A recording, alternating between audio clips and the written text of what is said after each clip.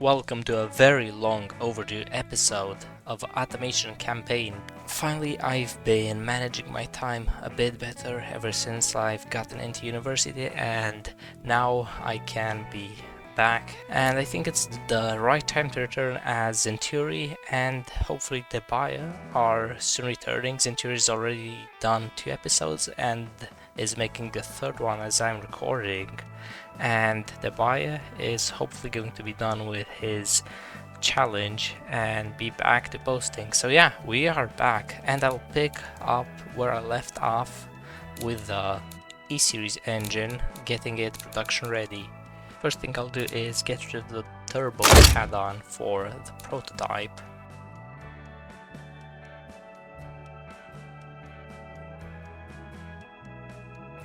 Maybe I can invest a bit of quality here and there.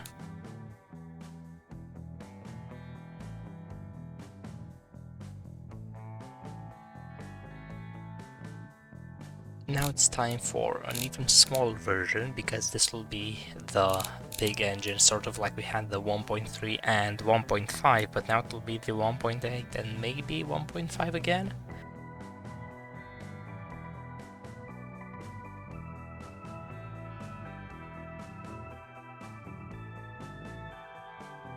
Maybe, just maybe, I could go with a low intake to get some efficiency. So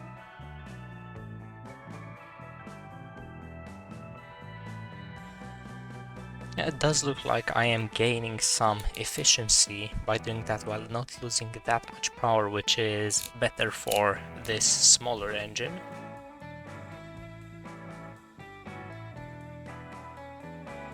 "60 horsepower is a nice number. The other one is 80.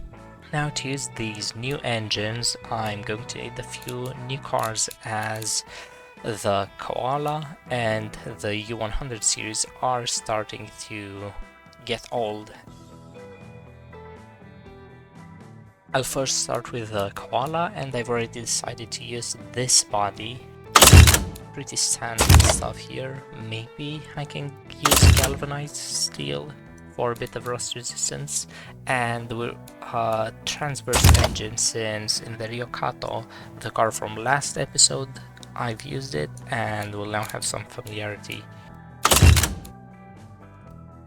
I'll still have to see if I go for McPherson strut or double wishbone for the front. Maybe I will go double wishbone in the end.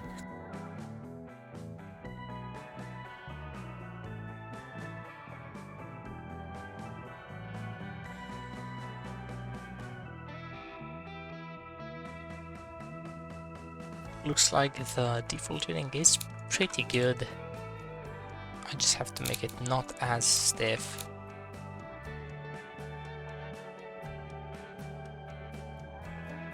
And maybe raise it a bit so bumps aren't a problem and it can carry some stuff. Oh yes, and I'll have to do my gearing.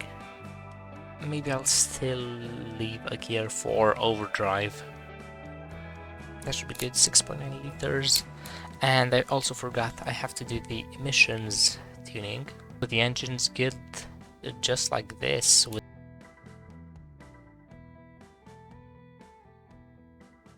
This should be it for the base model, at least. And one more thing before I start designing it is fixing the brakes, as by the default they are a bit small.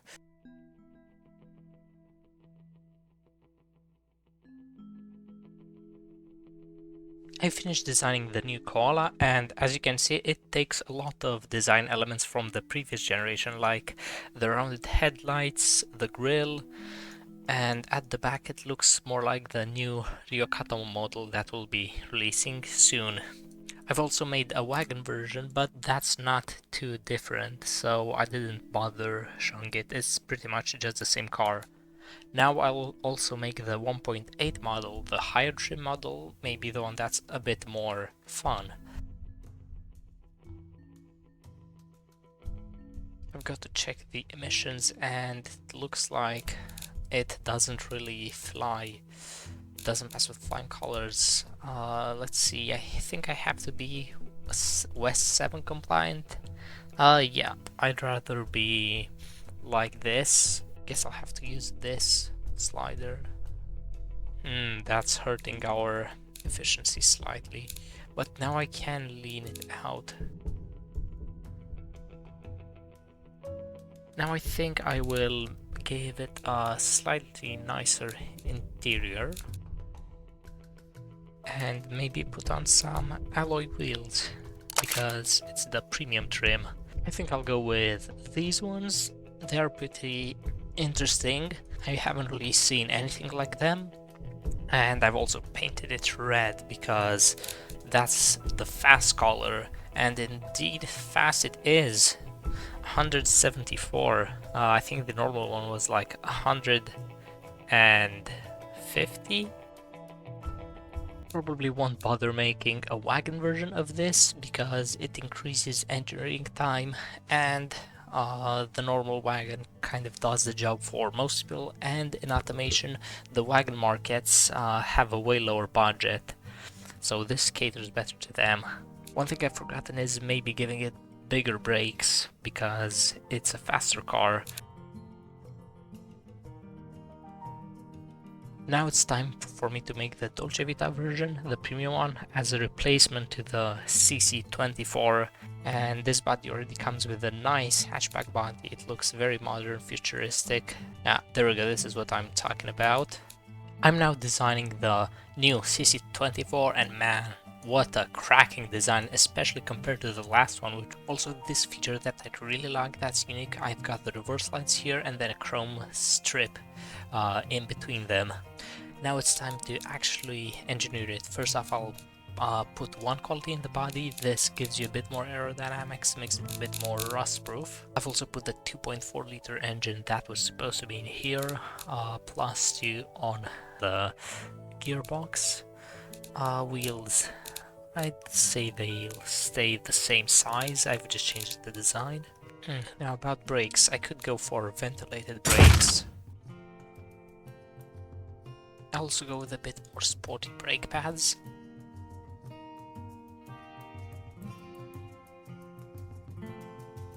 Next I'll put aerodynamics to +1 quality to simulate the sleeker body. Interior can go to +3 quality. I've already put in the premium interior and radio. Same goes for safety. And about the suspension, can I dial in something? Maybe make the rear a bit less stiff.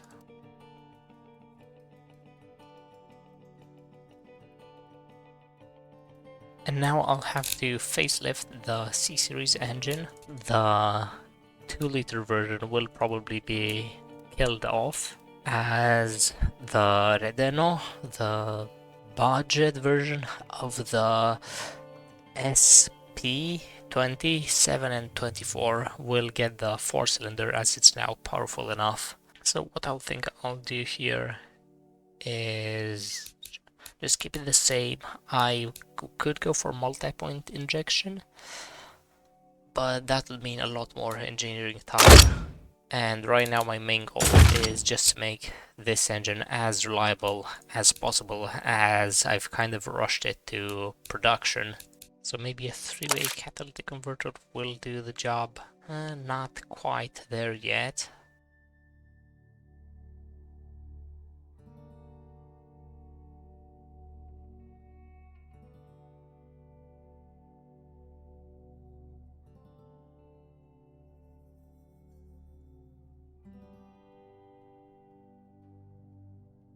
Now we are emissions compliant for a very long time with this new engine. This is for the Koala platform. I'll now do the engineering sliders, make sure to make it reliable. But I've really got to make sure in how much time the new emissions come into play, because it's going to be just alright. So maybe I don't have to put in as much learning. Now I'll do the other cars which will use the same engines. First off, the LP series and the Redeno.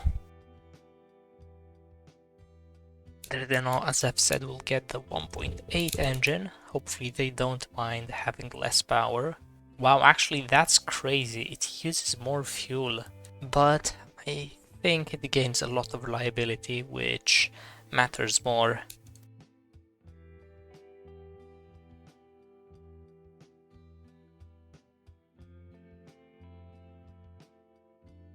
And here's the LP series facelift. You have just made the headlight square, but it goes a long way in making this car look a lot more modern and ready for the 80s.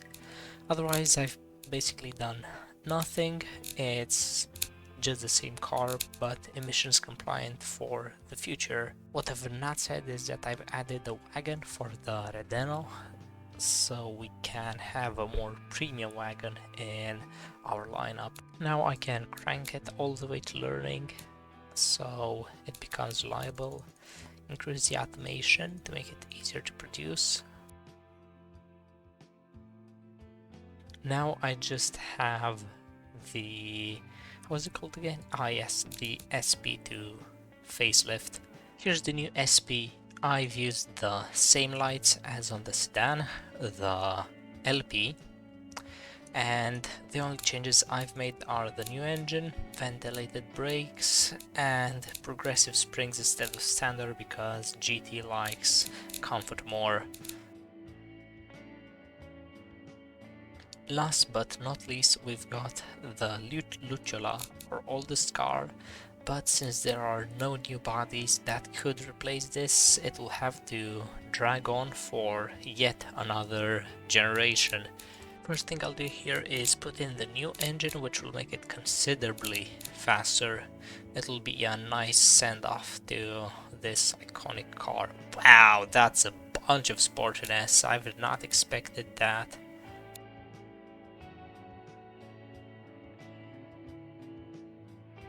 One small touch I've added is this metal outline on the lights, make it more consistent with the range of cars we've got. The base model will just get the 1.5 liter engine, which is still an upgrade, I'd say.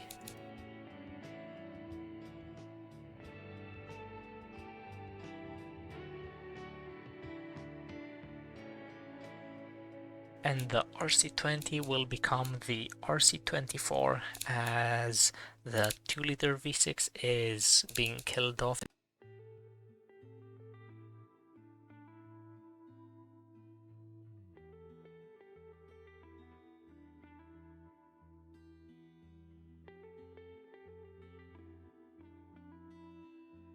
I'll now make the new generation of the U100 van and pickup as their safety is falling behind, and we can't sell them in head of Asia as they are right now, which is losing market share. So we'll have to make a slightly different concept this time to make it more safe. The major change will be using a partial monocoque chassis, which is half unibody, half ladder.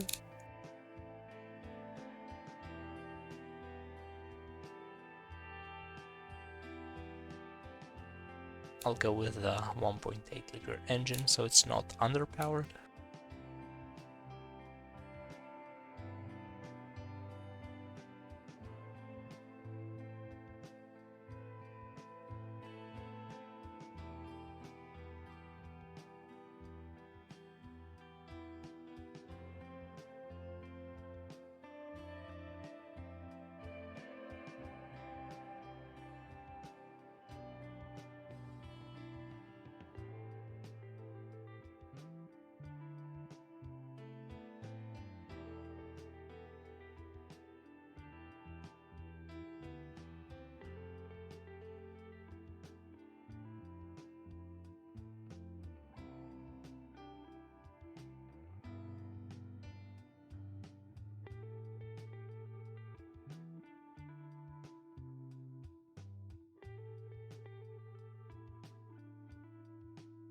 And this will be the design of the new U100. From the front, it really looks like one of those Volkswagen vans, which I was kind of going for like a European style pickup, as after all we're in Frienia and not Gasmia.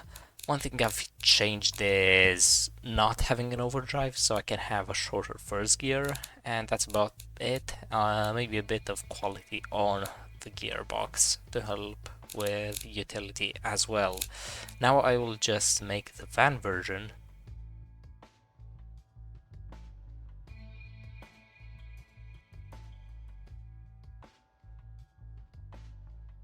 And the changes I will make is having it be rear-wheel drive, because vans don't really care about that, and an open differential because they don't off-road.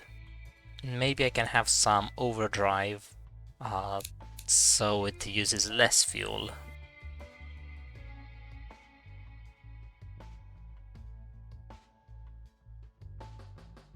All that's left to do now is setting up the factories for all the cars, and of course doing the sliders here.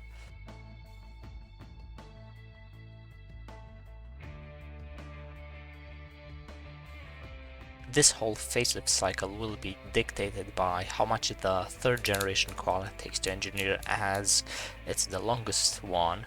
And yes, I think I will go for 55 months.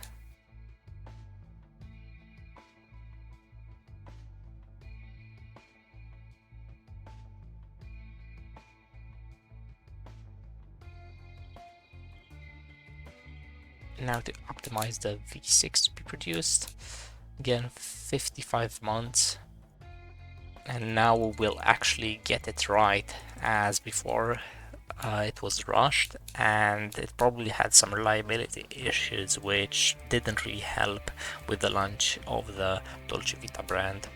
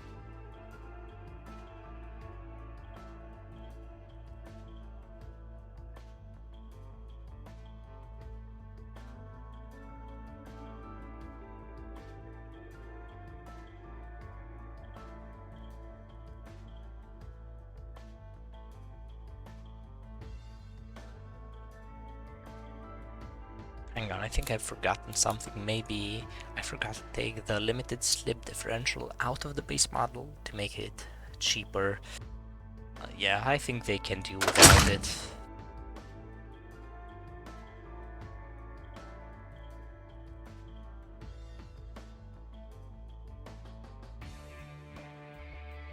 One thing I've noticed is that the V6, the C-Series, doesn't really have enough production capacity, which hopefully I can fix. I'll definitely need to have a bigger V6 factory, but a new factory is quite a few hundred million, and I don't want to splurge as of now, plus that it takes a lot to make, so I'll just add on some more add-ons in hopes of having more production. I will go with the staff facilities since it's the cheaper building, and this overworking only happens at absolute maximum capacity, and I don't think that will be reached. QA testing is double the price and basically the same results. Now let me just check if everything is lining up. Yes, it is. Not take out loan because this is 767 million, and I definitely have that in the bank, and it's nice to avoid the tax man.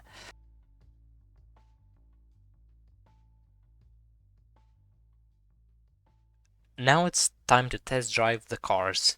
This time I am in Gasmia as opposed to Frenia, since Gasmia is a really big market and we want to see how our cars fare in this pretty different country in terms of car culture. Starting it up and going up the line seems pretty smooth, definitely a lot more refined than the old Koala. Now I'm test driving the wagon, so it's the variant which is supposed to be the slowest because it's the heaviest and has the least power. Going off the line, it is alright, but you really have to rev it to get going.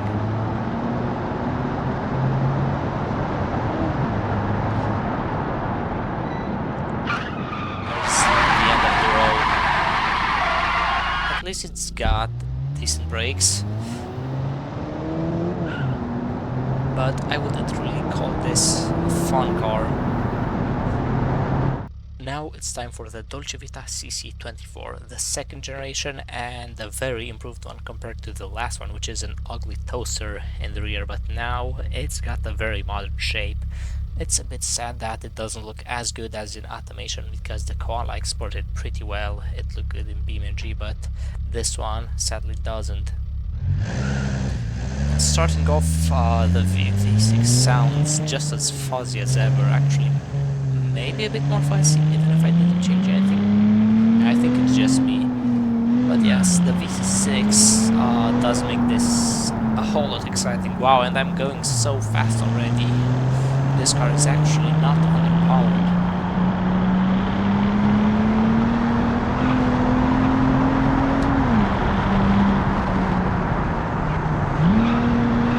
And it seems like the Koala wasn't as fun just because of the power it had. It had too little power, or should I say, the power to weight ratio wasn't as good. Because this is fun to go around bends in, even if it's mostly the same chassis underneath. It handled going at the limit quite good there. Maybe not so much here, it's still front wheel drive and it understeered. Realistically, if you drive smoothly enough but not like a race car driver, it would be alright. This is really a sports car, this is more like a compact premium car. And maybe the clientele for this won't be as hot-headed as I'm driving here.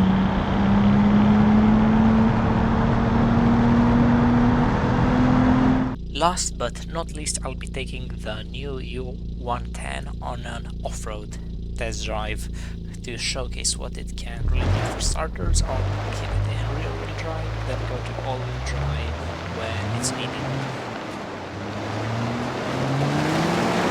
This is actually fun to move around because it's not as small jump there, handled it well.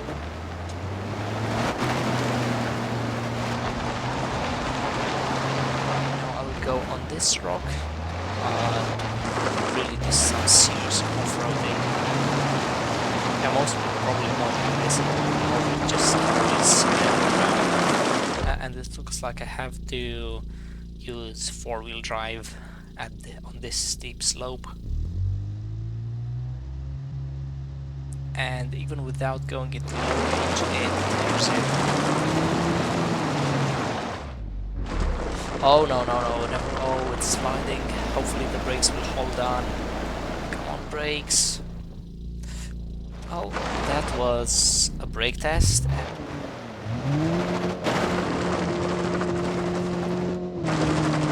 Yup, it's pushing, it's going.